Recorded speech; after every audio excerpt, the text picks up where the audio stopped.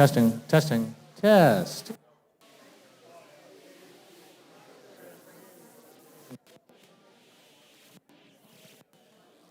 Testing, testing, testing.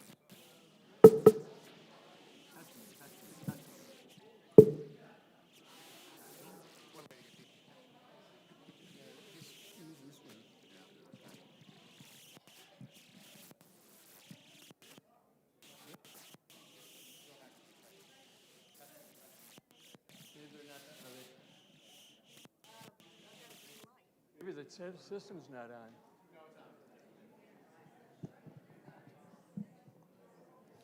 Good afternoon, members.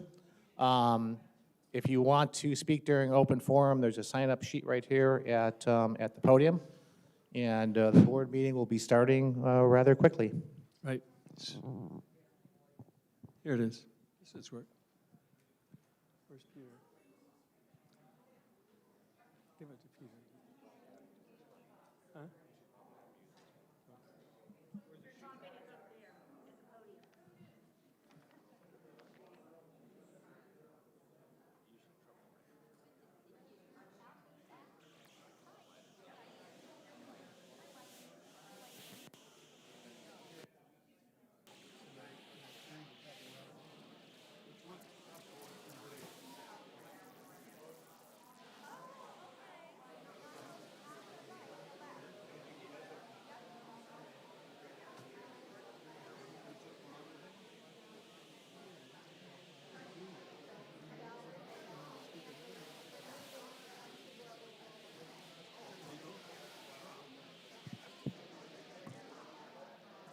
Okay.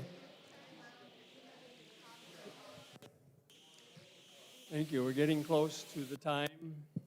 Everybody that wants to speak in open forum has signed up correctly. Or signed up. You don't have to do it correctly, I guess. Okay. So I'll call the meeting to order. We have proof of notice and we have a quorum. On the agenda, it says the first thing we will do is approve minutes.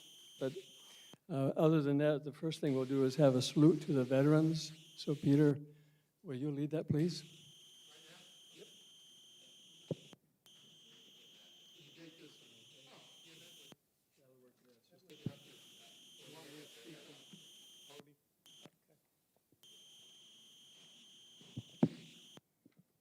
Good afternoon, everyone.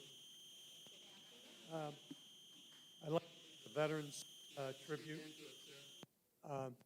The Veterans Day, of course, was the last Thursday. But before I get into that, I'd like to thank Debbie, Kyle, and especially Talise for posting this tribute on the Royalwood Community Channel 102. The graphics were outstanding.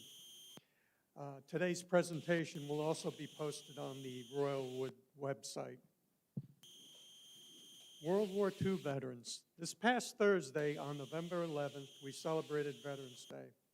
The past few years, we have honored our Royalwood World War II vets. Of the 16 originally listed, only 9 remain. Those vets still with us are Mitch Baga, John Calnan, Steve Chando, Charles Haggard, Al Hosker, Joe Rinaldi, Charlie Ray, George Rosa, and Spud Spadorsha. We are honored by their presence.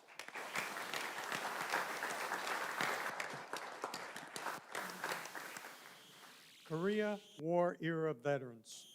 The Korean War has been called the Forgotten War in the USA, where coverage of the 1950s conflict was censored and its memory, decades later, is often overshadowed by World War II and the Vietnam War. Today, we would like to acknowledge those Royalwood veterans who served during that conflict and give them the recognition that they rightly deserve. Currently, we have 10 Korea War era vets still residing in Royalwood. They are Harold Bogarelli, Joe LaPlante, Dick Malalou, Paul Matson, Jack Preet, Jerry Raley, Charlie Ray, George Sharkey, Jack Schickles, and Bob St. Francis. Unfortunately, Jim Whalen and George Emmett have recently passed away. We'd like to thank them at this time.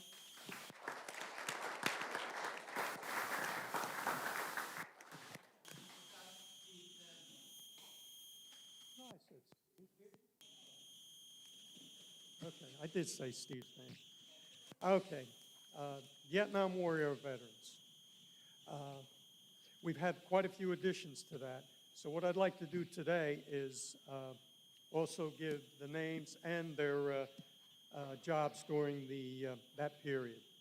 The Royal Wood World War II and Korea War vets have gotten their due recognition these past few years. It's time we included and honored those vets who served during the Vietnam War. It's been 46 years since the conclusion of that conflict, and many of these vets are now in their 70s. We currently have 36 Vietnam vets residing in Royal Wood. A brief snapshot of their service to our country is listed below, and I'm going to read through this very briefly, the name and what they did. Ted Borders, 2nd Lieutenant, U.S. Marine Corps, 3rd Battalion, 3rd Marine Division, served as Platoon Motorman Officer, Vietnam. Alan Copeland, Spec 4, U.S. Army, 1st Battalion, 3rd Infantry Regiment. Served in the ceremonial Old Guard as casket bearer at Fort Myers, Virginia. Mike Crowley, Sergeant, U.S. Army, 34th Signal Battalion. Served as telephone lineman in Stuttgart, Germany. Frank Damiano, 1st Lieutenant, U.S. Army, 2nd Infantry Division. Served as finance officer in the Korean DMZ. Bill Emerson, Spec 5, U.S. Army National Guard, 1109th Transportation Company, quartermaster at New London, Connecticut. Mike Fennelly, radio man, 2nd class, U.S. Navy. Served as radio man, teletype repairman aboard the USS Cunningham at NAVCOM Sta Balboa, Panama. Tom Fitzpatrick, 1st Lieutenant, U.S. Army, 37th Artillery Battalion, 7th Army. Served as a 155 Battery Executive Officer in West Germany. Bob Frey, Sergeant, U.S. Air Force, 804th Medical Group. Served as Medical Administrator, Grand Fork Air Force Base, North Dakota. Paul Gorey, Colonel, U.S. Army, Military Intelligence. Served as Military Intelligence Officer at various locations, including Vietnam. Awarded Defense Superior Service Medal, Legion of Merit with Oakley Cluster, Bronze Star and Air Medal. Retired after a 30-year career. Rich Gamelli, Sergeant, U.S. Air Force, the 354th Tactical Fighter Squadron. Served as Weapons Specialist at the Royal Thai Air Force Base, Tak Hill, Thailand. Keith Alias, Captain, U.S. Air Force, 5th Air Commando Squadron. Served as pilot at Ben Hoa Air Force Base, Vietnam. Awarded the Air Medal with 10 Oakley clusters. John Jackson, Staff Sergeant, U.S. Air Force, 615th ACW Squadron. Served as Electronic Data Processing Repairman, Birkenfield, Germany.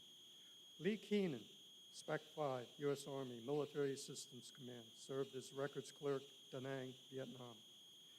Charlie Keller, Sergeant, U.S. Army, 86th Maintenance Battalion Headquarters Detachment. NCO in charge of Tactical Operations Center with top secret clearance, Queen Yan, Vietnam. Peter Kokoska, Sergeant, U.S. Army, B Troop, 1st to the 10th Cav, 4th Infantry Division. Served as Tracked Vehicle Commander and Operations Sergeant, Pleiku, Vietnam.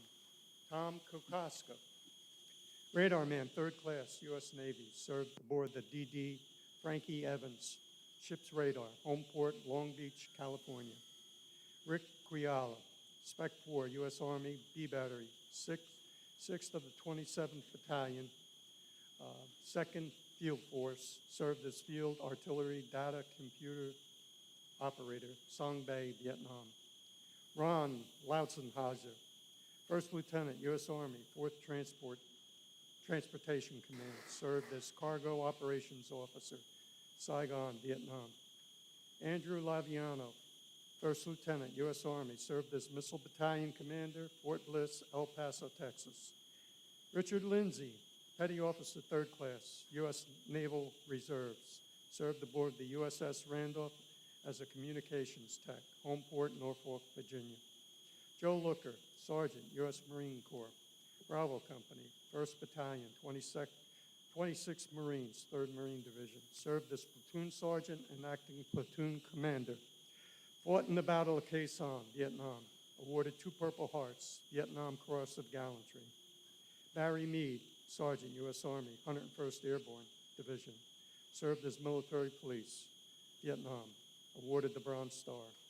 Robert Mellor, Lieutenant, U.S. Navy, Dental Corps, served as dentist at the Pensacola Air Force Base, Florida. Bob Mitchell, Sergeant, U.S. Army, 101st Airborne Division, served as artillery surveyor at Camp Eagle, Vietnam, awarded the Purple Heart.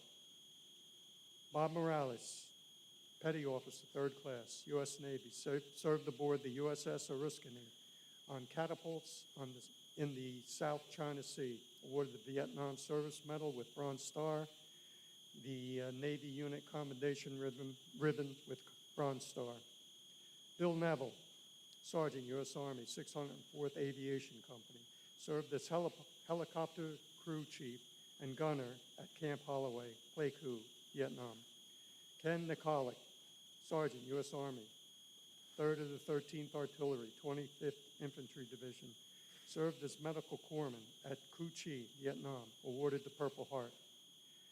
Thomas Parker, Sergeant, U.S. Marine Corps, 3rd Battalion, 3rd Marines, 3rd Marine Division, served as combat and logistical support at Dong Ha, awarded the Presidential and Meritorious Unit Commendation, Vietnam Service Medal with 4 Bronze Campaign Stars, Republic of Vietnam, Meritorious Unit Citation, Gallantry with Palm and Frame, and Civil Action Color with Palm and Frame, Republic of Vietnam, Campaign Medal with Device. Arnie Poppins, First Lieutenant, U.S. Air Force, 408th Fighter Squadron, served as base engineer at Kingsley Field, Klamath, Oregon. Jerry Powers, Petty Officer, 3rd Class, U.S. Navy, served as aviation hydraulic mechanic aboard the USS Yorktown, Homeport, Norfolk, Virginia. James Rayner, Spec 4, U.S. Army Reserve, 154th Support Battalion, served as wheel and track mechanic at Edgemont, Pennsylvania. William Rolfe, Staff Sergeant, U.S. Air Force, Security Service, served in the intelligence field overseas in Turkey. Ray San Martino, Spec 4, U.S. Army National Guard, 1st Battalion, 112th Infantry, Headquarters Company, served as records clerk at Erie, Pennsylvania. James Travers, E4, U.S. Army, 101st Airborne, served as heavy equipment operator at Fort Lee, Virginia, and is a disabled veteran. Dave Weldon, Torpedo Man, 3rd Class, U.S. Navy, served aboard the USS Hardhead and the USS Barracuda out of Groton, Connecticut.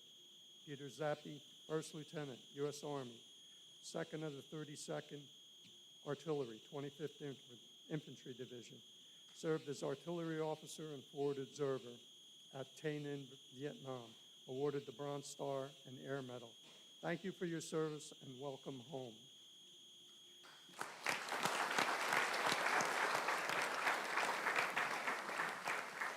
I would like to take this opportunity to acknowledge all Royal Wood veterans from all branches of the military who are in attendance today at this meeting. Please rise and remain standing as I call out each service branch. The Merchant Marine, the Coast Guard, the Navy, the Marines, the Air Force, and finally, the Army.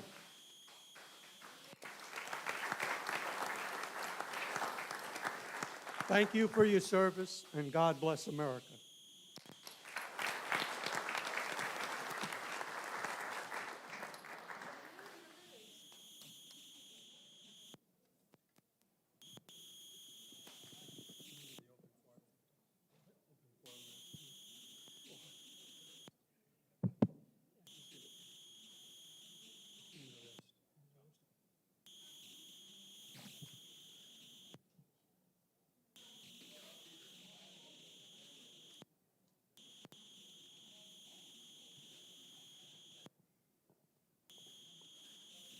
Thank you, Peter, for the effort you put into that and for all the veterans at Royal Wood.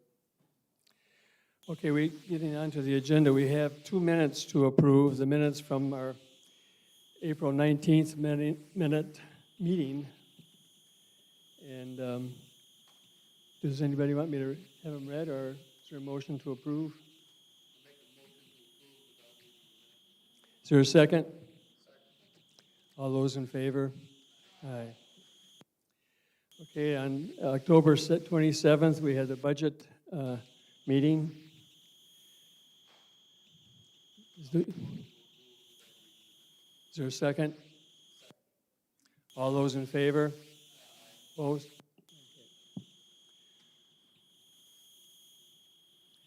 Before I begin my regular president's report, I just want to make a couple of comments.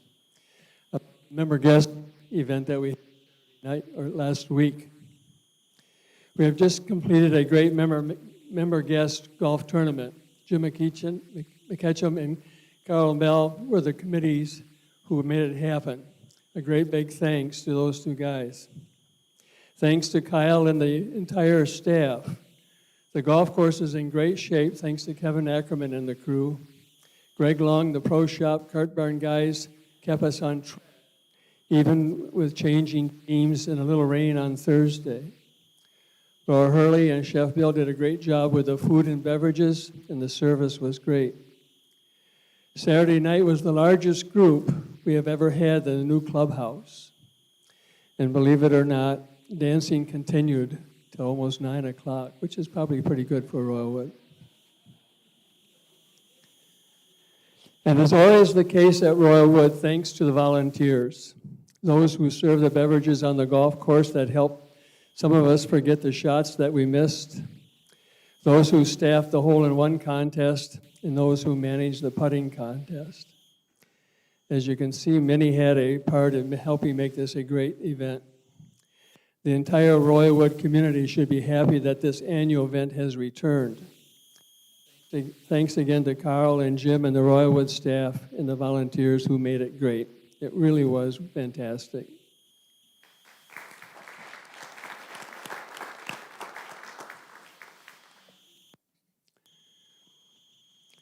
Since our last meeting in April, we have seen many impactors on our community. COVID-19. COVID has increased, decreased, and the Delta variant has caused havoc across the country. Here in Florida and Collier County, illnesses have gone through this cycle, with us now being relatively low. Many of us have already had our booster shots. The impact of COVID is still having a major impact on our lives. Many of us have lost loved ones to the disease. Many individuals are still working from home or not working. There are shortages of almost everything, and if a product is available, we might not be able to get it because we can't get truck drivers to deliver the goods. A very serious example was last week when we could not have Stella beer delivered. There were no drivers. That's kind of a joke, you know. And as everyone is aware, there's a serious shortage of workers, especially in the food and beverage business. I know Kyle is going to talk a little bit about that more in his report. We've also had a change in membership. There is good news and bad news with the changes to membership. So far this year, 93 condos and homes have changed hands in Royal Wood. In the last 2 years, the total is 138. 17% of our homes. The bad news is that many of our friends have sold and moved for a variety of reasons. The good news is that the prices of homes have increased dramatically over the past year for those who have sold. The good news also is the opportunity to make friends with those who have joined us here in Royal Wood. To all our new members, welcome. New members bring ideas and change, and that is always good. Sometimes change brings a little heartburn, but in the end, it will make us a better community. The 2022 budget Change also happened in the cost of operating our club, but not a welcome change. As I reported in my cover letter to the 2022 budget summary that each of you should have received, our annual maintenance assessment increased $621 for an annual cost of $5,210 per unit. No one wants increases in cost, but there are two major impacts on our operation. The increase of cost of materials and services and wages. The increase for fertilizer and other golf course chemicals alone totaled $126,000, and we hope that that's where it stays. Increase in wages and the associated costs with we are now budgeting a full year of operation of the restaurant and fitness center. We don't necessarily have that many more people operating, but remember, we don't open the clubhouse until October last year. That means staffing for a full year. And a gentle reminder for all of us, there are no profit centers in our country club or any country club, only expense centers. Yes, there are cart fees, green fees, we have to pay for our food and drinks, but the income does not cover the cost of expenses, hence the annual maintenance fee. And I believe Royal Wood's maintenance fee is still the lowest for comparable clubs. We'll now have our open forum. When you ask your questions or comments, please limit them to 3 minutes. And if you would say your name and your community, that would be great. Can you hear that okay? It's not clear? Okay. Okay, Andreas. I think there's a microphone up yonder. Pretty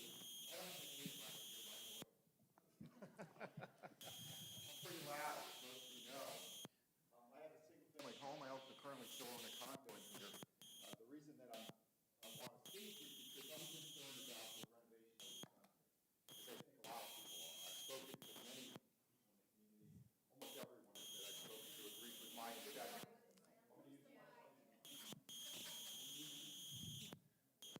You know, this renovation cost us quite a bit of money. And I had no problem with the special assessment that came up to pay for the renovation. What I have a problem with is how it was completed, because a couple of the major elements that were part of the design were simply not completed in the right fashion. The basic one is this room over here. This was supposed to be an indoor-outdoor seating area, and it isn't. It's closed off. What's worse, it's not only closed off, but the way it was redesigned, or for an answer I can't get a straight answer to, I've asked this question of many folks on the board and of the general manager, it was closed off, and yet, windows were put in that are so small, and the design of the room was kept the original design so that we have virtually no view of that golf course. It's not serving its intended purpose, which was to allow a seating area that provided a nice open look at what's out there, the best feature of this community, which is the golf course itself. And I can't get a straight answer as to why this was done. And I can tell you, I spend my entire summer here. I'm a year-round resident. And I go to clubs all over. And every one of our sister clubs, okay, ones that we compete with, have an indoor-outdoor venue, something that opens up. This renovation was designed to bring us up to their level, bring our amenities to where all of the sister clubs are. I'm not talking about Gray Oaks or Windermere, where you pay $50,000 or $75,000 or $100,000 to join. I'm talking about Naples Heritage. I'm talking about Glen Eagle and Foxfire and Countryside. These are all similar communities to ours. And we don't compete. As nice as this room looks, and it is nicer, absolutely it's nicer, it's newer, we don't have what we were told we were going to have. And this was exacerbated when this room was not opened up. We could have compensated for it by building a patio out front, because we don't have enough outdoor seating. This outdoor seating that sits here is an afterthought. It's old tables that were lying around, and maybe 3-4 tables. It's not even really designed for what is needed, which is true demand for outdoor seating. If we had built a patio out there, it wouldn't have been ideal, but it would at least allow us to have a significant outdoor presence and for leisure dining and drinking to look at the golf course, which is what was sold and what was in high demand in this area. It's what every other club around us has. The second thing is, Andreas, Yeah. if you could just limit to 1 more minute, it'd be great, okay? You want to limit me because you don't want to hear the complaint. No, that's You're not the, it. you're the man I wrote a letter to Andreas, and we didn't said, respond to. we said we would limit things to 3 minutes. That's what the rule is, so. There you go. Okay, so we have an outdoor window here to serve food and beverage to the outside, to people from the pool, perhaps people from the golf course. We put the window in. We spent the money to put the window in. You can't access it. Why? Because somebody had the bright idea to landscape in front of it. It's worthless. It can't be used. If you go to this pool now, all right, and I have neighbors and friends who go to this pool often, and you say, geez, you know, I'm enjoying my time at the pool. I'd like to get something to drink or to eat from the restaurant. Something we should be promoting because it brings revenue in, right? What happens? You can't go in here because you're in a bathing suit. Okay? So you have to stand out here by the dumpsters in the back door. That's an embarrassment. How many of you would like to take your guests here over the holidays and say, you know what, let's go get something to eat and stand by the dumpster while you wait for it? Does it make any sense? Money was spent for that landscaping. Why? I just don't get it. You know, I got to add these fire pits that were put out here. When I view fire pits, I've yet to go to a community where you view a fire pit and you see it as a plastic table with basic chairs around it. The fire pit, it denotes, you know, some couches and leisure seating, comfortable seating around a big pit that is for relaxation. This looks like it was bought at the local Walmart in the discount section. Sorry to be blunt, but that's really what it looks like. It's not the image that was presented, and it's not the image that you want, and it's not what you want, okay? I could go on and on about other aspects of this renovation, but these are two key things. And we as a community, you're sitting there saying, you know what, prices are going up. You know why prices are up in Royalwood? I'll tell you. Prices are up in Royalwood because inventory is low and prices are up all over the place, everywhere, all over the country, all over Florida, all over Naples. And our prices were depressed because we had too many units for sale in the last couple of years. So they've come back up to the mean. But I can tell you this, our prices are not going to stay at this level if we don't address these things. Because people are coming in here and they're looking at our amenities and they're going to go, you know what? This isn't worth the money you're asking for. See, we used to be able to overlook these amenities because we could say we were the lowest price. We're not the lowest price anymore. By the way, Glen Eagle is less than us currently. Because with your latest budget, our dues have soared past Glen Eagle. But we also used to be dramatically less than the communities around us. We're not. We're right on par with them now. The communities that we're closest competitors with were maybe a few $100s behind them. So when somebody looks and says, am I going to spend $250 for this condo or $400 or $500 for this house, and I have to spend, you know, $5,000 to $6,000 a year for my master HOA, well, they're going to start looking at it and they're going to go, okay, what do I get here and what do I get there? And when they look at their common amenities and they look at ours, they're going to choose the other place, and that's going to push prices down here. You know, I've lived here 10 years. I own 2 properties here currently, okay? I'm a proponent to improving things. I'm not trying to just come up here and complain. But, you know, you can't sit by and go, geez, you know, I'm sorry, we spent this money and we're stuck now for the next 10 years. You have to continue to look for ways to improve it. And it's unfortunate mistakes were made. I can't get a straight answer. I'd like to get a straight answer as to why these changes were made or done. But regardless of that, we as a community have to look at the big picture and say, you know what? We have to fix these things because we're going to suffer if we don't fix them. That's the reality of it. By the way, just one last note. When you look at dues, I have no problems with dues increasing. Dues have to increase every year. But our dues have increased 40% in the last 3 years. 40%. That's not a reasonable increase. That's not an increase just due to COVID. That smacks of there's been mismanagement somewhere in there. That's just a huge number. If you're going up 3-4% a year, okay, 5%, maybe this year we had to go up a little more because we had COVID and we got extra costs that are coming in line. I could understand that. But 40% over such short a period of time, that's insane. Doesn't make any sense at all.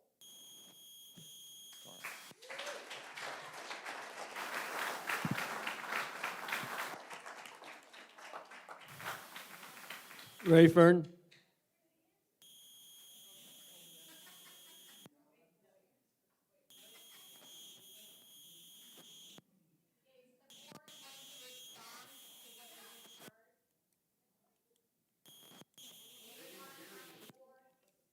Pardon me?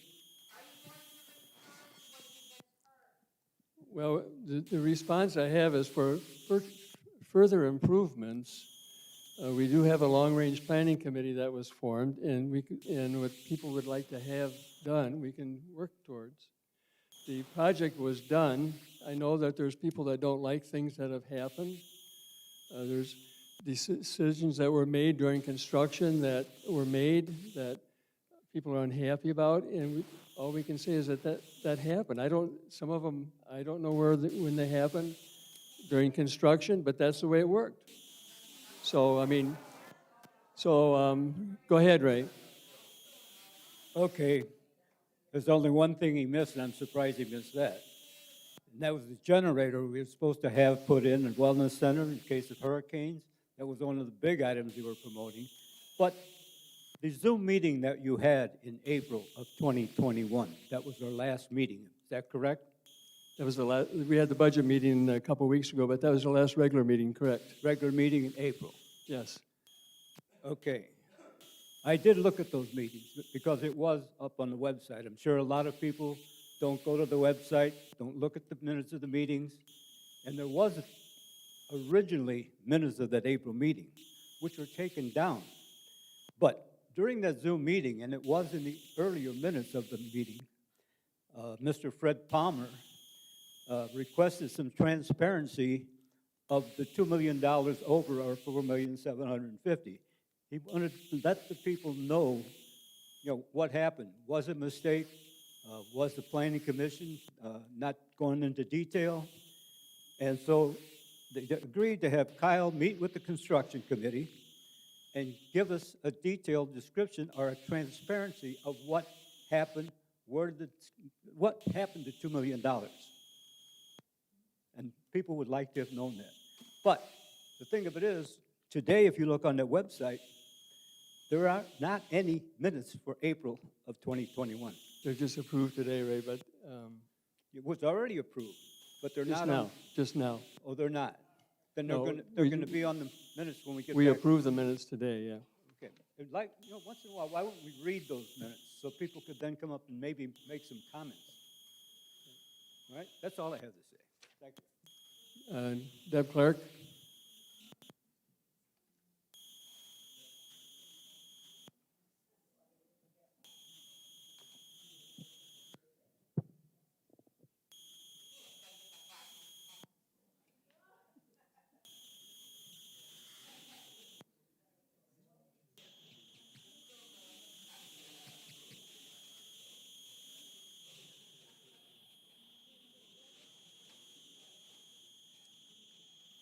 I'm Debbie Clark. I live in Amherst full-time. I've been here about 7 years.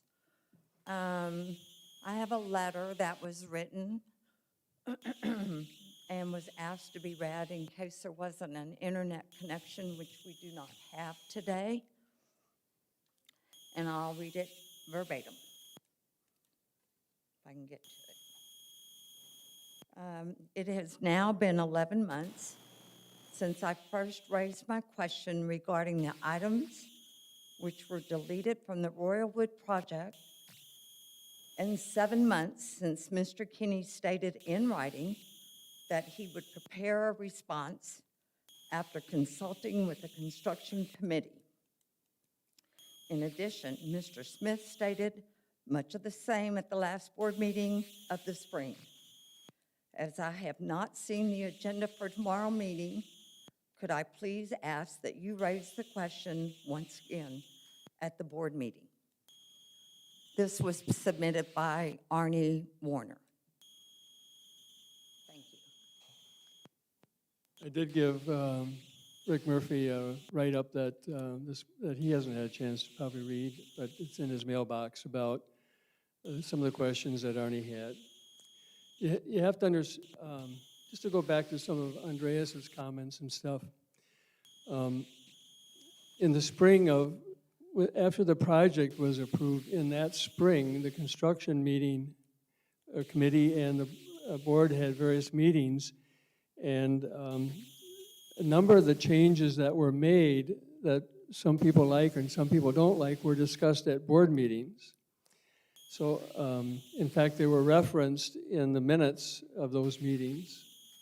So those things that happen, like the air conditioning of the atrium and the closing it up, those things were discussed at board meetings and approved by at the board meetings. So I appreciate that a lot of people don't go to board meetings and some people don't read the minutes, but I went back and looked at that because of the questions that Arnie had, and we saw them.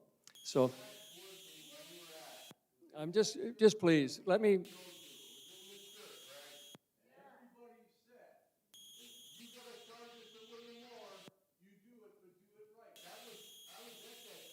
Okay, but I'm sorry, but this was in April, or I have to look at my note.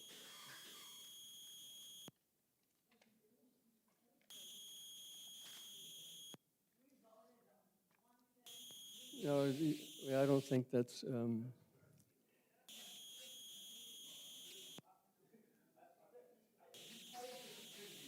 This was in May. This was in May of 2018 that we talked about the that part of it. So, anyway, well, what would you like me to say for the board?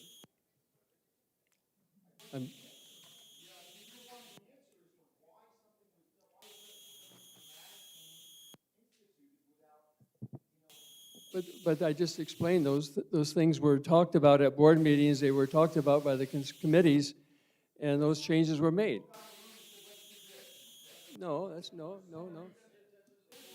But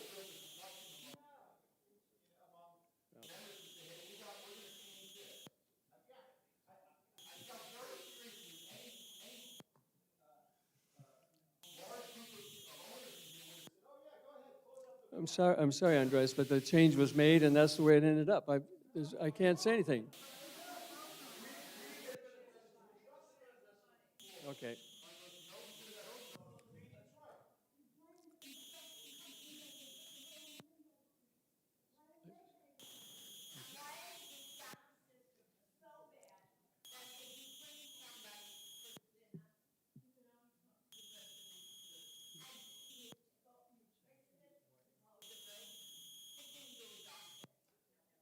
I can't answer that. Okay.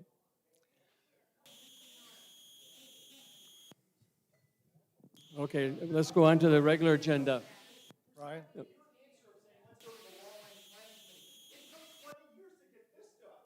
Well, then work.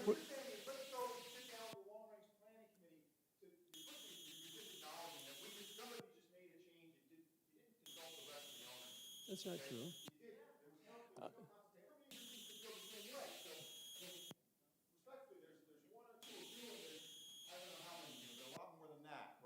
And so you're saying that a change was made, there's nothing we can do about it.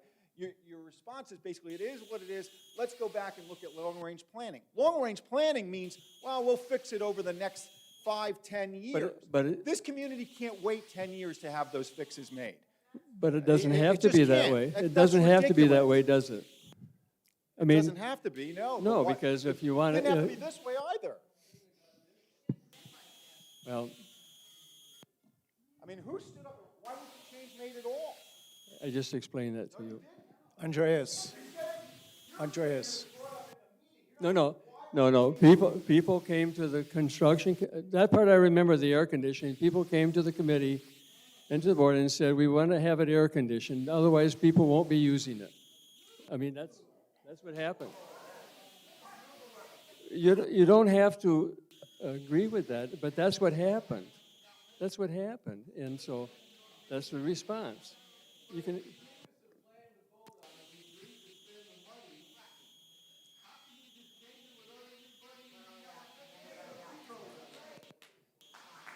Okay.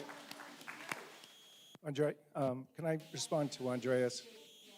Andreas?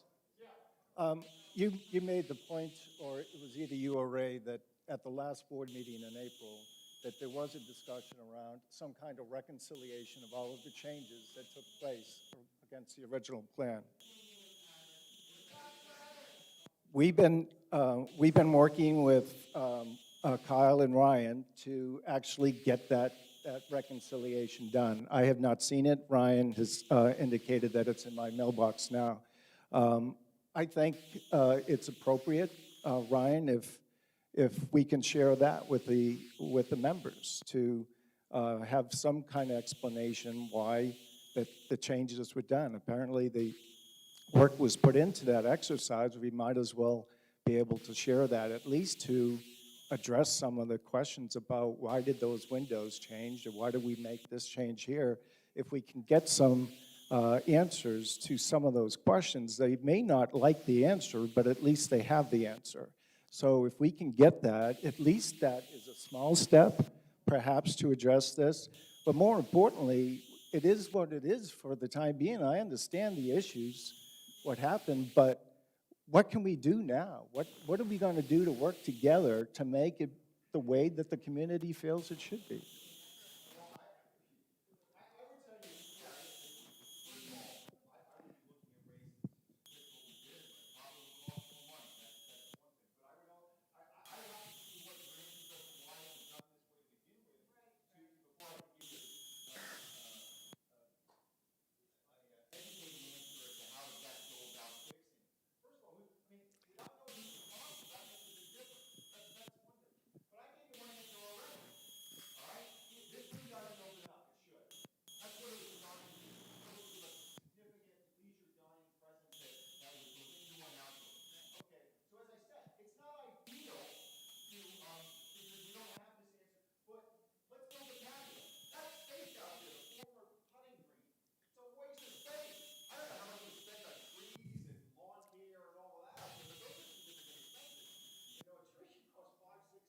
But you have to understand, Andreas. You have to understand, Andreas.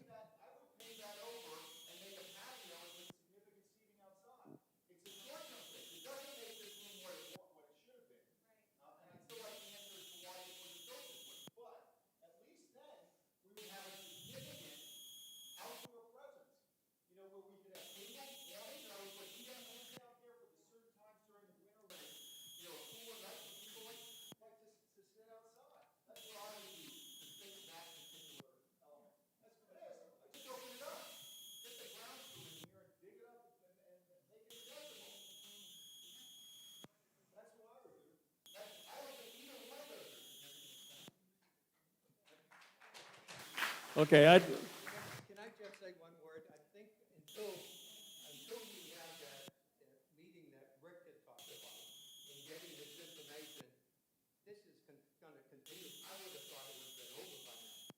But what really happened is a lack of communication, whether on our part or the board, that we didn't know of the changes. We know that the fitness center isn't what we were expecting. The equipment is secondhand. We know that certain things were probably $1 million over budget, and we didn't get what we wanted. We didn't get what we wanted, even though we spent a lot more money. I bet we're at least $1 million over budget, where we're taking from reserve and borrowing money, etc. And I thought this would be over because it's already a year. But obviously, this is going to continue until there's some type of accounting on what happened. Why did we make all these cutbacks? Why didn't we get what we want? How did we save the money? I mean, this isn't what everyone expected, and that's the problem. We don't know why we went over budget and didn't get what we wanted, and I think if you asked us, we would have said, spend more money Okay, we'll come back and you can read the report and then see what else we want, and then we'll share the information. I'm sorry, I didn't catch that. I said, read the report that I gave you, and then see what else you want, and then we can come back and talk it, okay? Okay, let's get on to the general manager's report. Kyle?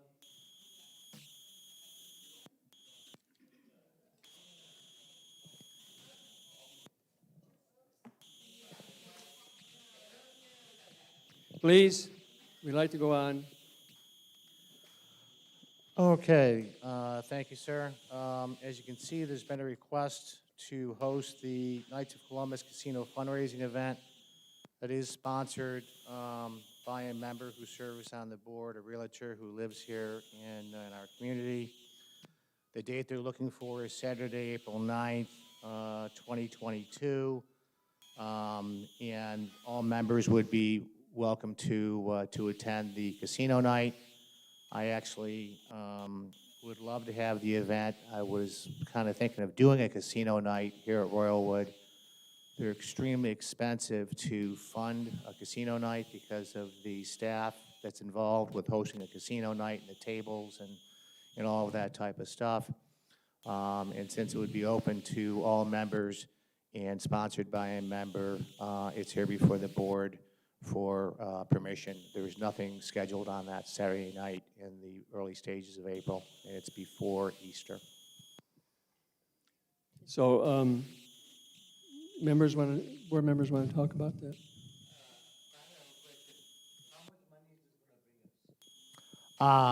Well, I told the member that the casino night, based upon what the casino setup was going to be, but we're probably talking about 125 to 150 people in attendance.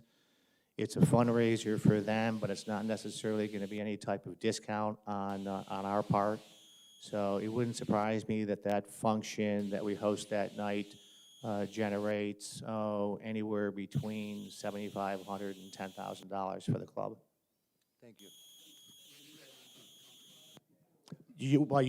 As a casino night, so what you're doing is you're buying a ticket, as a donation to the cause, okay?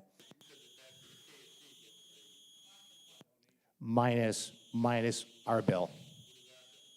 That has yet to be, that has yet to be determined, because there's no sense of walking down that road if I can't get it passed. So I said that if the board passes it, now we can get down into the nitty-gritty of the details.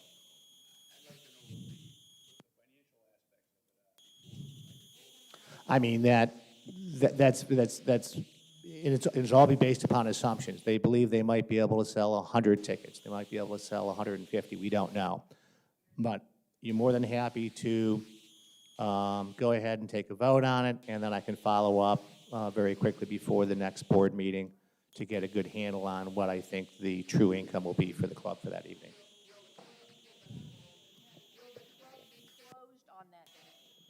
No, the club will be closed for a la carte dining, but members can come on in and go to the casino night and take.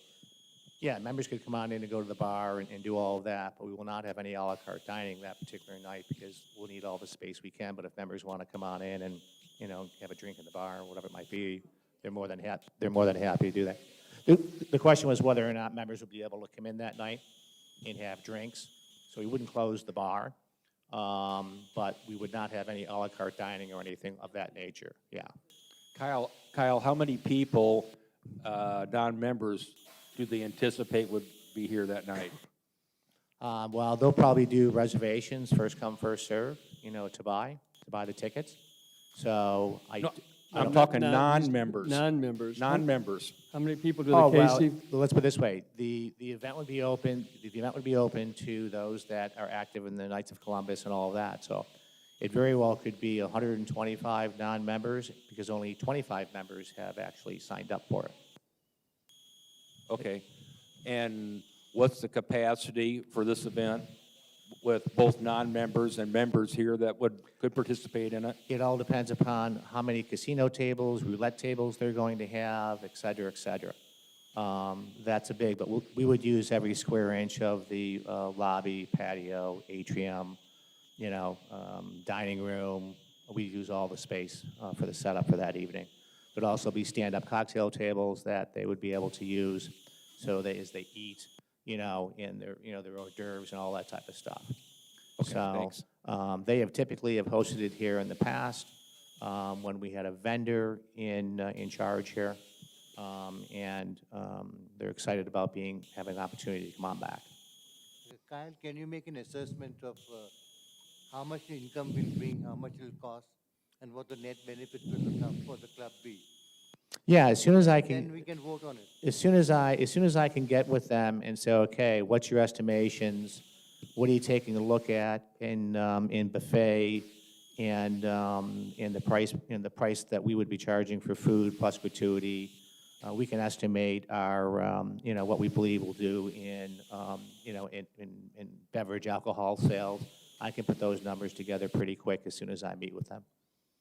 Well, why don't you go ahead and do the meet and say we're favorable to it, but we would like to know a little bit more about the cost. Very good. Okay?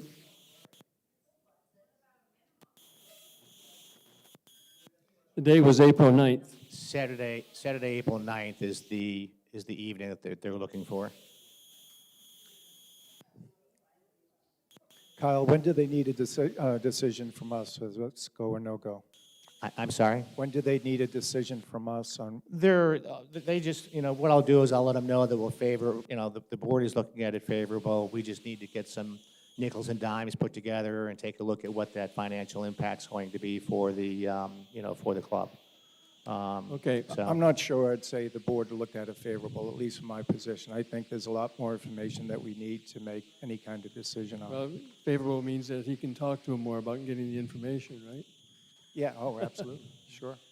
One of the things that we talked about was allowing events to come into Royalwood where we could make some money on it. There's times in the year when we don't have a lot of people golfing. At one point in time, this club sponsored an event with the Youth Haven where the people would come in, we would have golf, and then some of the proceeds from that would go to Youth Haven. And so there are different kinds of events that the club could sponsor or have sponsored here as long as members are involved. We do allow, someone said I thought we were a private club. We do allow for members to host, host is probably the inappropriate word, but for funeral dinners and other kind of events. So and non-members are here. So those things are kind of to our advantage in some ways because we utilize the staff more fully. So.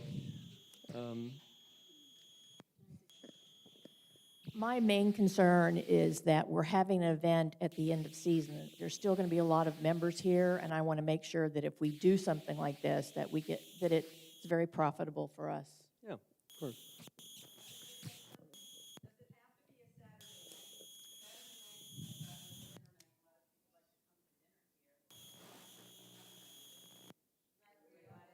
We're going to have, we'll work it.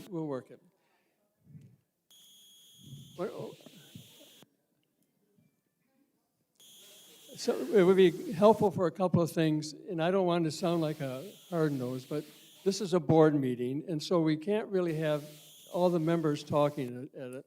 And the other thing is that somebody has to turn their phones off so that we constantly don't hear the phones. So I appreciate that. It's a board meeting. You're welcome to attend the board meeting, but that's just the way it is. So it's not an open meeting.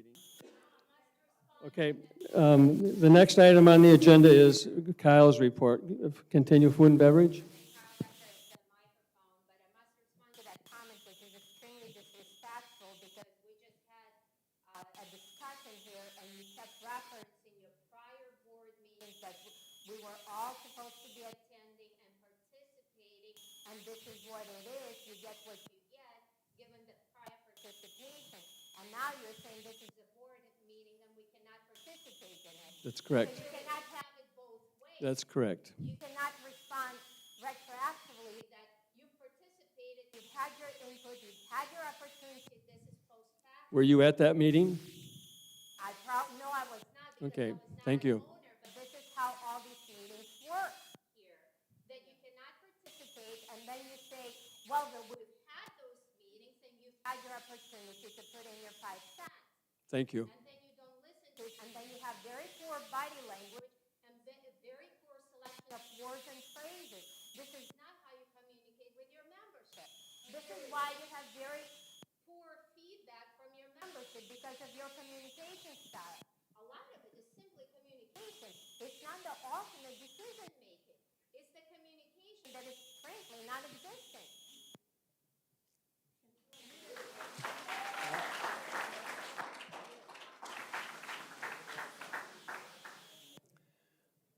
Okay. Kyle, you want to continue?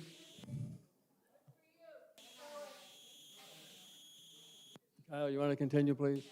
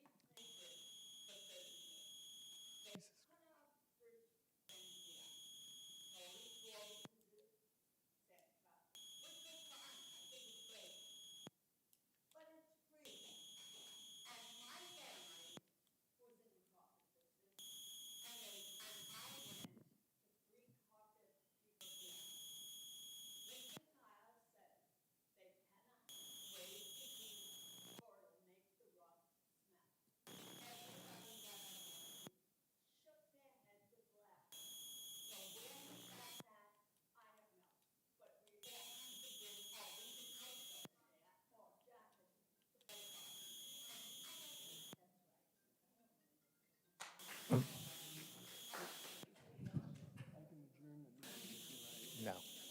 I'll turn the heat up in there. So, okay, let me move on. I'm going to skip one here, move to the county sewage plan update. If you are aware or not aware, that's been out there for about 3 years. That's a sewage plant up there at the corner of Royalwood and Santa Barbara Boulevard.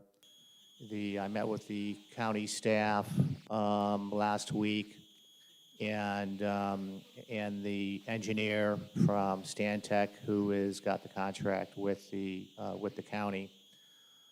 They plan on putting that project out to bid in the first quarter of 2022, and would be looking to have the bids back as early as the second quarter of 2022, and then award the contract. It's approximately a $2.1 to $2.3 million renovation expansion of the sewage plant. So as it relates to the wall that the county agreed to put in, that comes down, it would come down from Rattlesnake Hammock, and it would come down to our property line, and then it would turn and go all the way down to Santa Barbara for security and privacy of the sewage plant. In my update with them, there was an original thought process a number of years ago that they planned to do a scorched earth of all of the pine trees and et cetera, that was behind there on the property. And according to them, they are no longer going to do that. They're basically just going to take out that amount of trees and scrub so they can firmly construct the wall. So that basically, as far as I'm concerned, bodes well for that. We did speak about the fact that within the agreement that the board entered into, this is maybe 4 years ago, that the county would go ahead and ask the general contractor, i.e. the subcontractor who's doing that wall, to go ahead and offer the same lineal foot price that the county accepted for the wall to be constructed. The wall currently being spec'd by the county and Stantec, their engineers, is currently a 8-foot wall that they plan on installing. They would most likely would be doing the construction of the wall toward the later part of the sewage plant update, or the sewage plant renovation that is there. So they have a rough idea of what they put into their bid for construction of the wall, but they said until we can go ahead and get the bids coming in, we couldn't give you any estimate of what it would cost for the subcontractor to go ahead and do our property line along Santa Barbara, directly behind the fitness center. If in fact Royal Wood at that stage felt that the cost estimate was a very, very solid cost estimate and decided to go ahead and fund that. Now, with that being said, as you very well know, Commissioner LaCastro, who represents District 2, has been here. The wall is on the radar screen for Commissioner LaCastro on something that's very, very important to us. We could go ahead, and we've already told the commissioner that we obviously Royal would love to have the county be in a situation at a minimum to partner with Royal Wood to help construct that wall, to finish off the wall where it stopped currently on Santa Barbara. Any comments or questions? How far in the future until they're going to do the renovation? Second Really? quarter of 2022. One of the things I've asked Kyle, if we should, as a board or as a club, write a letter again to the commissioner reaffirming our desire to have that wall and telling them that now we have all the noise in the fitness center and stuff, if they couldn't see fit to pay for it. So I'd like your support of having Kyle write a letter to them saying we're still interested in that. And because of all the noise from Santa Barbara, I mean, if they were building that wall today, they would put it all the way to the corner. So why not ask them to do it? I don't know if, what do the rest of you feel?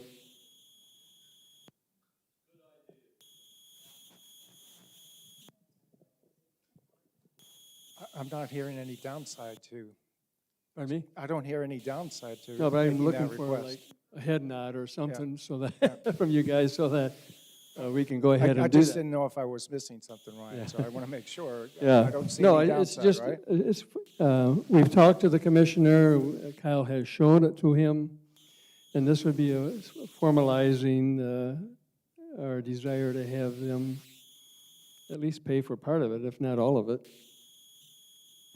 Okay? All right, very Okay, good. Kyle, we'll have you do I'll that. include that with my communication with Commissioner LaCastro. Food and beverage, clubhouse operations update. Let me go ahead. Thanksgiving reservations, we're close to getting sold out. I think we're at 150 in Thanksgiving reservations already, so that'll be a very strong day here at the club, with service from 11 to 4 o'clock. So that's very, very positive. Staff did a very, very solid job for the men's member guest. I know that our chef was here at 4 o'clock in the morning, each of those mornings for breakfast. So what we are experiencing in the food and beverage arena, and it's not just our club, it's all clubs, is a staff shortage. We're seeing it more in the front of the house staff than we are seeing it in the kitchen operations right now. In the kitchen, we're in very, very good shape, so I'm very pleased with that. We'd like to go ahead and bring on a couple more servers, but we're having very lots of trouble with having people actually show up for their interviews. So you can do telephone interviews all day long, and then invite them to come on in, and they don't show. So it's extremely competitive. A lot of people in the national trend magazines that I'm reading, that there's a tremendous amount of the younger people, even today's millennials, that have left the industry. They've left the restaurant business and the bar business, and they're not re-entering it. So It's constantly a challenge, even when you're throwing higher hourly rates at, at the staff. So it continues to be a challenge. That's why the members, you'll probably see more of some action stations and things of those nature versus the true a la carte Friday nights that will become our trend because we're extremely busy on Friday nights and we just can't sit back and do 45-minute, 60-minute waits on Friday nights. So you'll see those action stations more often than not as we try and get through the season. Many of my colleagues out there have fired back up the HB2 program, which is bringing in workers from Jamaica, the Philippines, things of that nature. It's a very expensive program to adopt as a club because you are required to provide housing for them, required to, obviously you need legal counsel to be able to get involved in the HB2 program, and then they have to have a minimum amount of guaranteed hours per week per their contract. So we're hoping that we never have to walk down that road. I've been involved in the HB2 program before, and it certainly can be a challenge. The one year could be good, and the following year can be not so good. So it is a challenge. We are seeing in our deliveries, costs are increasing on invoices that are now coming in, basically the bigger players, the Ciscos and the Cheneys of the world and things like that. We're starting to see fuel delivery surcharges are now being added to invoices all the way down. So that's one way to, you might not hit me for raise the cost of lettuce, which has gone up, but now you're hitting me for a $25 or $45 fuel delivery surcharge. They all are commenting on the same thing. We've got the trucks, but we don't have the drivers. We haven't had a Coca-Cola delivery in 3 weeks. We used to get them weekly. Fortunately, Laura, in speaking with the Coca-Cola rep, she said you should start ordering your Coca-Cola for 3-week power inventories because we don't know whether or not we can get a driver out there for you. But I'm not telling anybody something they don't know, but the effect is here. It's in Royalwood. It's at all of our other clubs that are out there with the cost of goods are going up. So we're trying to do our best to mitigate that. So that's kind of where we are. Our hours of operation, we're going to kind of stay consistent on Wednesday, Thursday, and Friday, Saturday nights for special functions, and that helps us limit our overtime, especially in the kitchen wages. To get anybody worth a darn, you're somewhere up in the $16 to $19 an hour in an hourly rate. And when you're up there, as you very well know, when you get into overtime situations, you're now paying somebody $24 to $25 an hour in overtime. And it becomes very, very expensive to do that. But unfortunately, everybody is being affected on that. Thank you.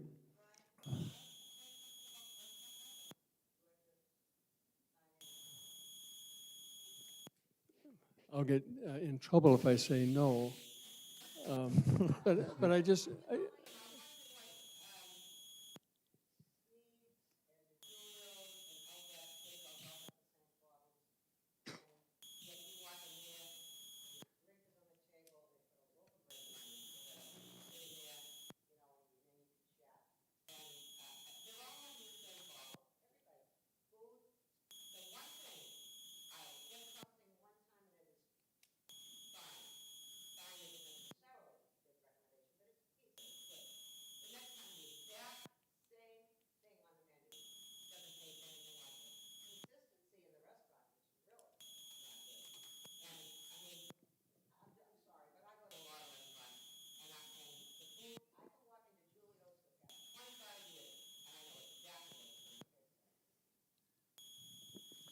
Well, we're certainly working on the consistency issues. Our full staff in the kitchen has been together now probably about 2 or 3 weeks. So we do have a lot of new players, and we're I understand consistency as well as the chef does, so we'll be working on that as well. Okay, we'll go to Dennis, you want to do the key factors? While we're on food and beverage, I just have two comments. They both relate to the member guest tournament. First, on Thursday evening, there were some members that were charged a separate guest fee of $10 and change for each guest that they brought. Not everybody did, but some people did. And I just want to let you know that that charge is in error. It will be reversed, and you will not be charged that. That was a mistake. Sorry. Secondly, I hate to say this, Kyle, but Saturday night, I sat at the table down in the corner for 2 hours. Not one person came and asked me if I wanted a drink. 2 hours. And they weren't serving food. There's no excuse. It was just the thing we on, which is alcohol. And nobody once asked our table. It was a table of 8. And, you know, it's the premier tournament that we have here. And it's a premier event. And this is where you want to shine. Sure. And we did not. And I just hope come January, when we have this place loaded with people, we don't have that problem. Yeah, there's, and I apologize for that. I'll go with Laura on that. That's the first that I've heard of it, and I apologize because I was here on Saturday night. So we got our work to do. We definitely do need some more front of the house staff, and we continue the search. I agree with you. So.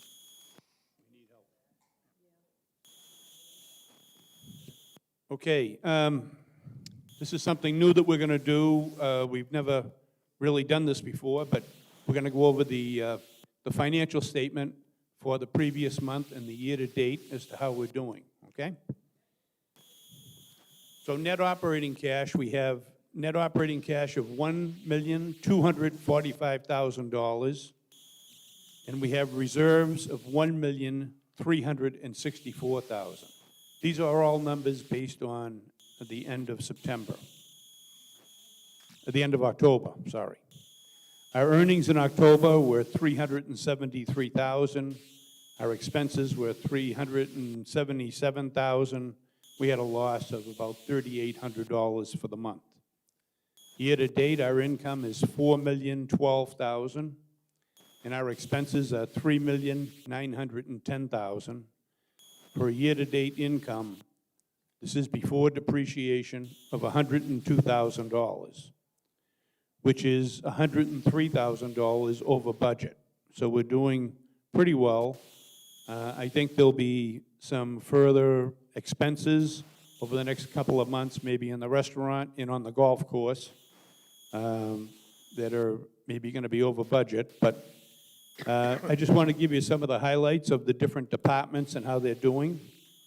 The G&A, which is general and administrative expense, they're over budget, and it's primarily because of legal fees and bad debt write-offs that total approximately $39,000. Our pro shop is pretty much on budget. The golf course is on budget except for chemicals and weed control. Those items are over budget by $78,000, and they'll probably get worse in the next couple of months. But the cost to keep this place green is very expensive. The common area operations are on budget. The restaurant operations are over budget by $162,000. This is mostly because of reduced sales volume, mostly because of COVID, and the high cost of products. The fitness center expenses are under budget by $18,000. Our insurance expense is under budget by $90,000. The green fees and carts are over budget by $135,000. So these positive numbers are offsetting some of the negative impacts that we have previously that we talked about. Summer membership fees are over budget by $17,000. And we also have increase in our reserves due to the 87 net sales that we had this year. That has produced a deposit to our reserves of $326,000. That's all I got. Thank you. Good big thanks to the insurance committee, who did some fine work with our insurance this year, and we were able to save some real dollars. Other board members that want to talk, I know Gary has some comments to make.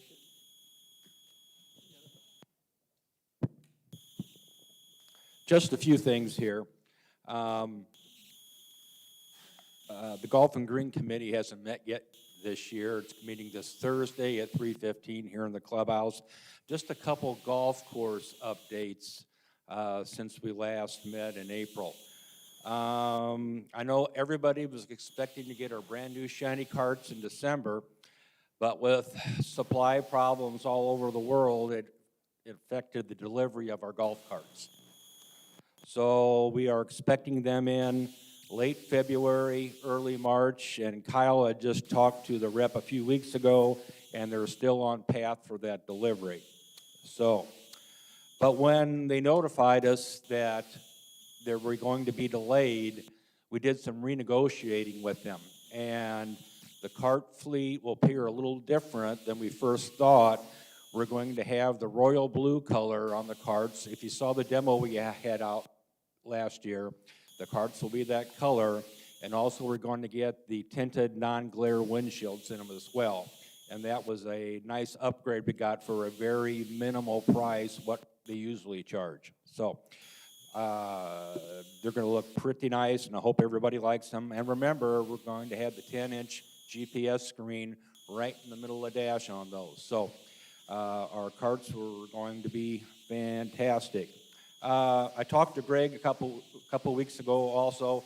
League play for both the men's and ladies, the applications have been coming in slowly. They've picked up a little bit, but most of the people that play in these leagues have not signed up yet. So if you haven't, or you know somebody that's not going to get here till January, and if you talk to them, make sure they print out that form and send it in with the appropriate fee so we can get everybody signed up for leagues and get that play going. I got to read something here to you, just a second. And this information is going to go out on channel 102 as well, on the community channel on Summit Cable. Attention to all our golfing members who enjoy walking the golf course. After November 1st of every year, you are required to come into the pro shop and register to play with the appropriate $5 fee beginning at 3 p.m. And this is November through the end of April. Okay? Play is to commence on the 10th or the first tee at direction of the golf shop. Simply walking out onto the golf course and playing holes after November 1st is no longer allowed, because there are still groups on the course playing golf late in the afternoon, and they don't get in till 5:30. So be respectful to your fellow golfers that are already on the course in the afternoon, and register to play in the pro shop if you plan to go out and walk a few holes or 9 holes. Also, make sure you have your yellow bag tag on your bag when you go out and walk. That way, staff can identify, yes, you're the ones that are supposed to be out there, or no, you're not supposed to be out here. We have had problems with non-members walking the golf course, people driving in from other communities and parking anywhere they can and walking out on the golf course. So please get that yellow tag from the pro shop and display it on your bag when you're out walking a few holes. And that's all I have. Other board members have comments to make? No? Okay. Then we'll go to committee reports. Health and safety.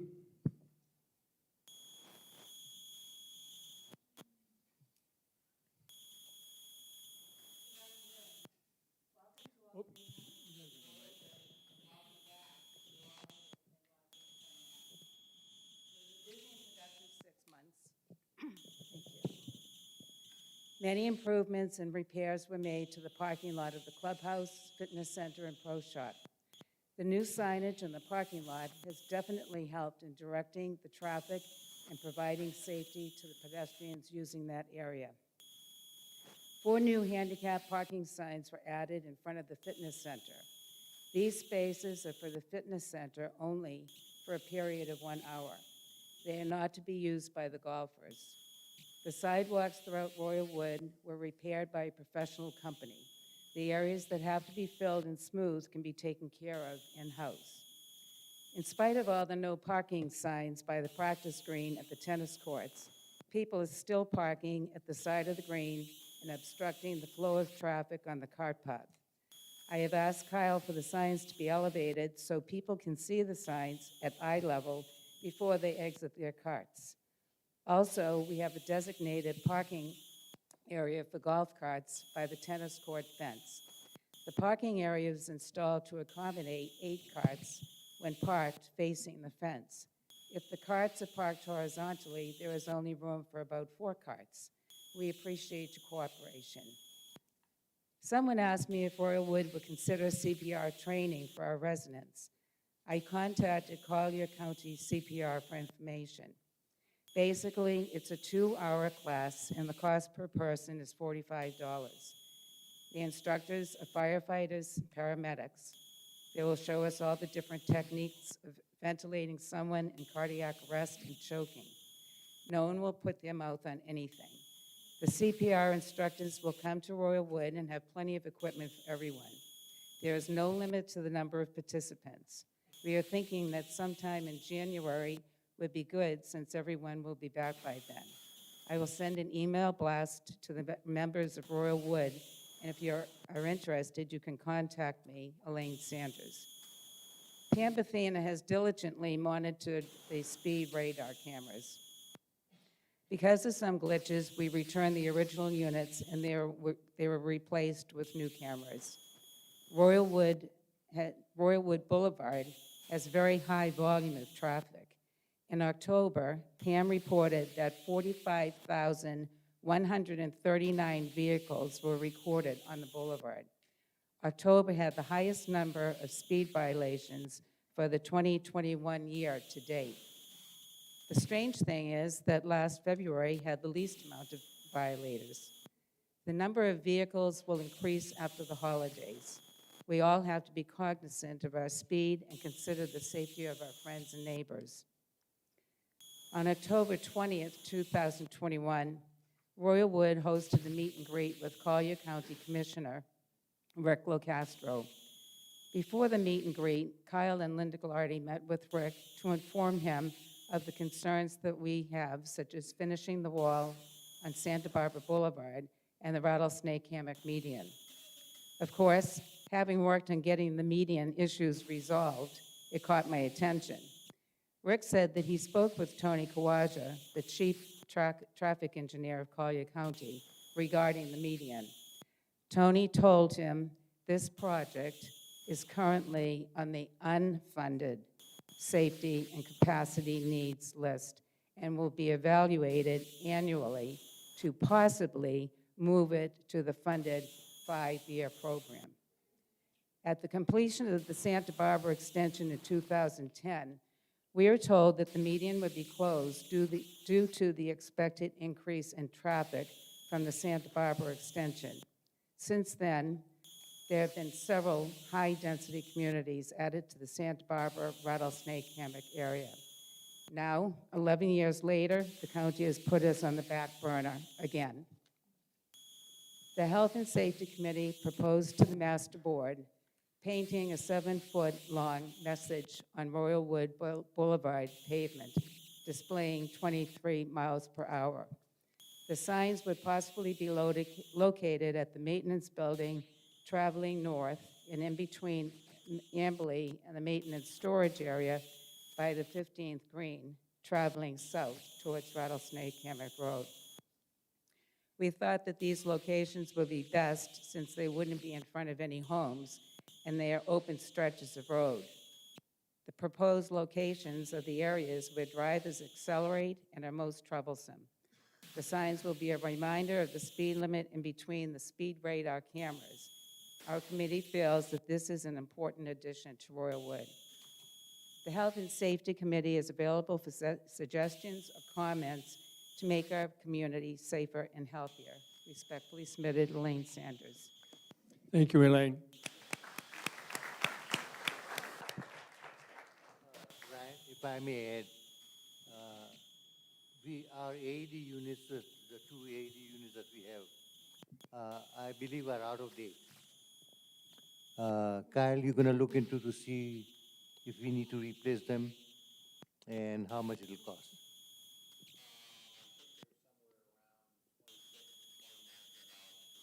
Yeah, if we don't have to replace them, we don't need to.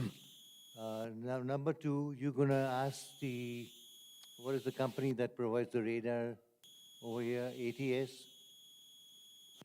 You're gonna ask for them for a credit note for $1,150 because of the period that were not able to use the equipment.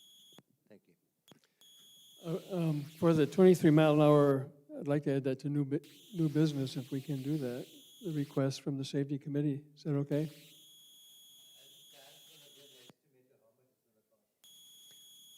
Do you want to wait a month then before we talk about it? Well, the board will have to approve it, so. Just a couple comments on that. Where's Elaine at? There she is. Hi, Elaine. There's already two 23 mile an hour speed limit signs right within 50 yards of the 15th green, one going each direction. In fact, they're on the corners of your property lines. So you want another 23 mile an hour sign painted on the roadway there?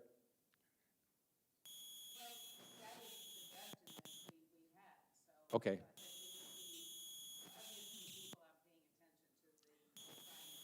Right. Well, you know, unfortunately, speeders don't care about speed signs, whether you paint them on the pavement or you stick them up on a sign.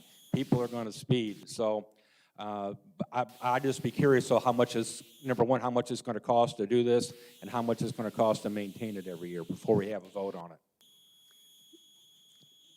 Okay, so anybody else on comment on the 23 mile? Then we can just defer till next month. Any other comments?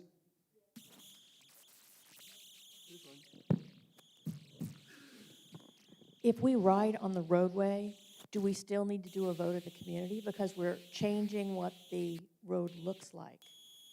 Is it only speed bumps that require that?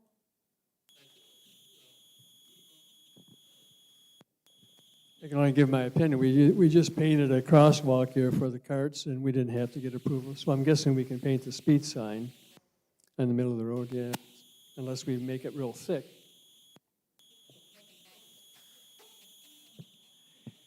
Eventually we're never going. Eventually, we're going to have to do something about the speeding because somebody's going to get hurt. But I saw a letter or somebody's comment that said, well, nobody's ever gotten really hurt. So we'll talk it next month. If you have comments about it, get to your board rep, what you think, and then we'll talk about it next month. And in the meantime, Kyle will get a cost on it. Okay, Bill, our committee.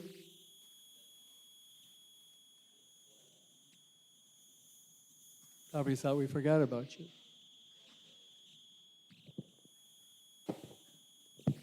Okay, I'd like to welcome all the new people to Royalwood, because a lot of you probably don't know what ARC is, but if you go on the master website, you'll see the last ARC report, and it'll save me reading this whole page about what we do and all that, and save a lot of time. But in brief, we work in conjunction with the various management companies throughout the neighborhood to try and maintain the standards of any exteriors of buildings, lawns, sidewalks, walls, etc.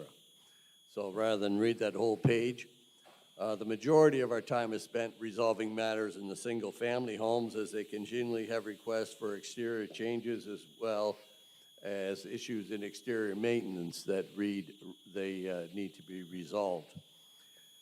So on that vein, in regards to the single-family homeowners, their board has restructured the former process of how ARC and the single-family homeowner inspections and notifications process used to work. Prior to last year, ARC members made inspections with the anchor management personnel, which was the management company at the time, and were directly involved in the inspection process. The notifications of deficiencies found in the inspections were issued by anchor management, and follow-ups were made monthly with ARC and the anchor personnel. The revised system has had the single-family homeowner-appointed members making the inspections with the anchor management group from November of 2020 through to midsummer of 2021. The homeowner board has now elected to change the management company to a company called Newell Management, and I am waiting at this point to meet with the homeowners board and the Newell Management just to determine what the new process will be in regards to addressing any deficiencies that are currently needing attention in the community. The remainder, it's basically going to change to somewhat like all the condominium properties operate. They all have their own board, and then if they can't resolve it amongst themselves, it then goes up to ARC. So I'm waiting to see, because there are some outstanding issues that took place prior to this changeover, so I'm waiting for that. Quickly, the homeowner mailbox project that was approved just before we left last year has pretty well been implemented throughout single-family homes. Over the summer, it's almost complete. Since my return to Royal Wood, I note that almost all of them being conform to meet to the new standard, but there are still some properties with either mailbox and number issues, as well as issues on the ground areas surrounding the posts that don't meet the new standards that were all written in. So I'll be following that up with the homeowners committee responsible to inspect and follow up and ensure these issues are complete. Overall, the uniformity of the boxes, posts, and the numbers, and the standardizing of the paint codes on them has made a marked improvement in the look of the streetscape. In regard to lawns, we have achieved noticeable improvement in the condition of most of the lawns in Royal Wood. This is due in part to the increased number of members in what we have this homeowners lawn spray group, and the fact that the company operating has now had 2 consecutive years working on the lawns. If anyone here is a homeowner and not familiar with the program, just come and see me. Any homeowners that are here, note that you have to sign up by December the 15th. The forms are available either on through Jessica in the office, or there was an email distributed to every homeowner with an attachment that does have the sign-up form. And the only other thing I have, Royal Wood common area properties. There are some areas since I've got back, particularly interior walls, that I've noted that need cleaning, and I will be addressing them with the general manager to ensure they are done ASAP. The club needs to set the standard for the community. ARC can't be demanding homeowners to maintain standards on their properties when there are deficient club-managed facilities with the same issues that need attention. And that's all I have. Thank you, Bill.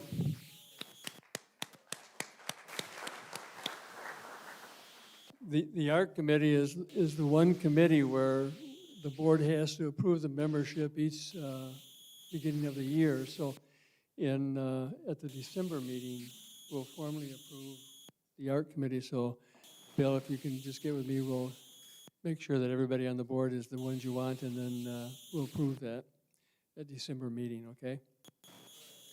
The ARC is the only committee that the board has to formally approve each year, so we'll do that at the December meeting. So we'll get together to make sure we have the right membership, if that's okay. The one other thing about the committees is that Mike Fennerly has decided to retire from committees, and he is on 2 committees. The HR committee, he's the chairperson of that committee, and he's also the member at large on the golf committee.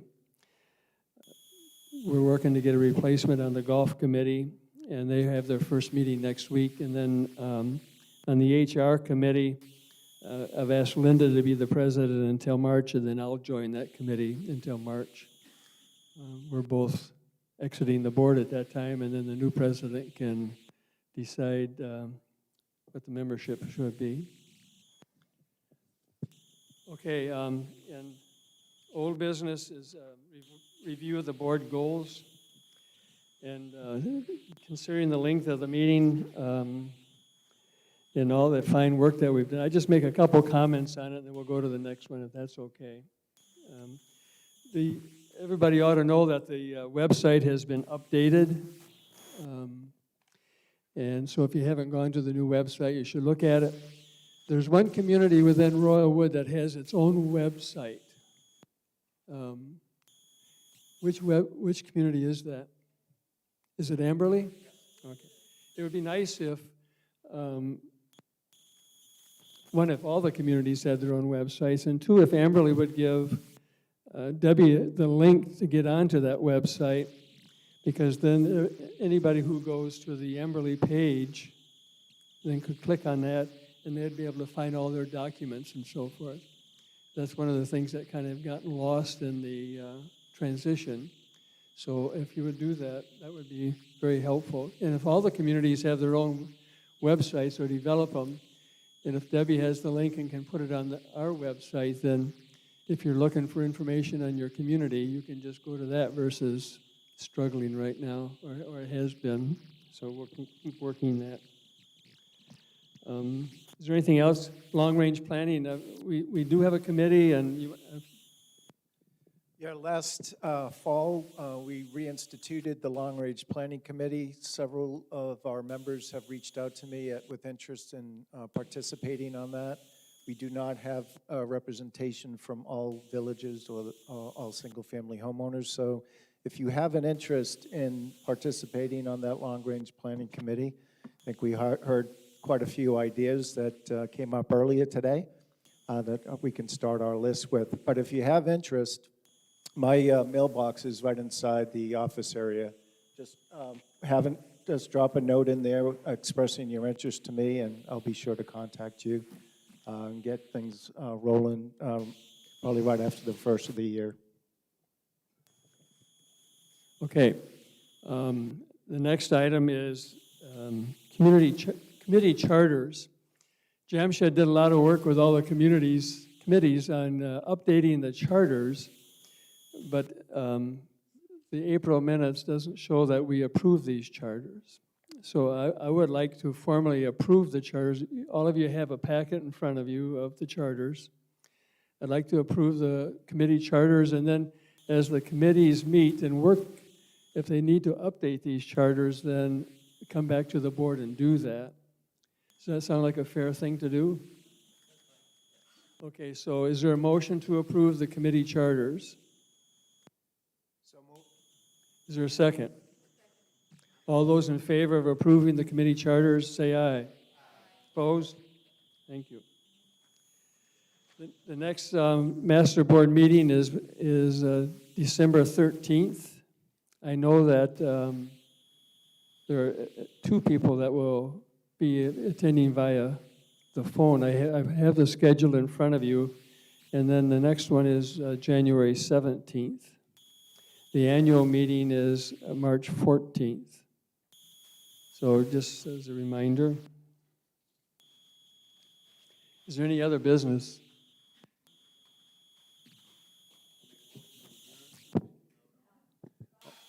I'll make a motion to adjourn.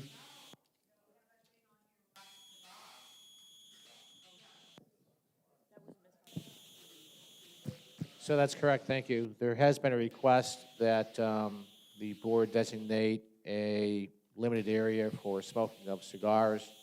It has been suggested that it would be over on the far side of the patio, so the gentleman can have drinks and things of that while they're smoking the cigar. The caveat would be that if anyone was out there dining at that time, then no cigar smoking could occur. Or we could just make that cigar smoking regardless. I said I would bring it to the board for consideration. I am opposed to that. No cigarettes, no cigars. I have COPD and it's getting worse. I don't know how many other members have the same problem. But this should be a smoke-free campus. Yeah. I'm just bringing the request to the board's attention. I'll agree with Jamshed on that. The last few days, when I've walked either in the main entrance here or the back entrance to the club, it smelled like an ashtray. So that is not a first good look or first good smell, as you would put it, when you come into our club. So if you have to smoke, if we don't adopt an ordinance for that, please walk away from the building, because for the non-smokers, it is a little disgusting. Good, I was trying to find an appropriate term. Thank you. Gary, the designated smoking area is out the, I don't know if it's you call it the rear entrance, but it's the rear entrance by the old pro shop. So that's the designated smoking area. So that would be, I know we walked through that, but currently that's the designated smoking area. Well, they're smoking right out back, right outside the back door in the shade, because they don't want to stand in the sun and smoke. So they're under the cover here smoking, which once again, this makes the whole place Then smell we'll like have an to figure out how ashtray. to do that. Any other board member comments? I would be opposed to having a cigar smoking area on campus as well.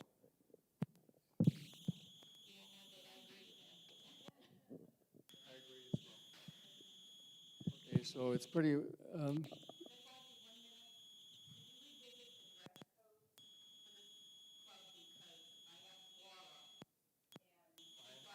we need to finish this part first, and then, okay, so everybody is pretty well opposed to the cigar smoking, right? Okay, no cigar smoking on the patio. Were you coughing?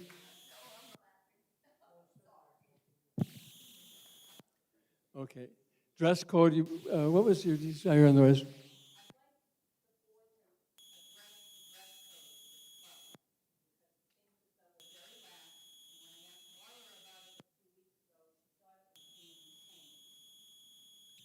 Yes. Ryan, I believe it was the April board meeting where you had suggested that we update the dress code. Yeah. It is antiquated, the references to rooms are no longer appropriate, and it's time to take a fresh look. So you had requested I take an effort to update the dress code. Two other members of the community joined me, and I'll be having a draft, revised draft of the dress proposal for the December meeting. for Fantastic. review of the Good. board. Thank you. Okay? Okay, board members, any other business? Did somebody make a motion to adjourn? Was there a second? And then all in favor?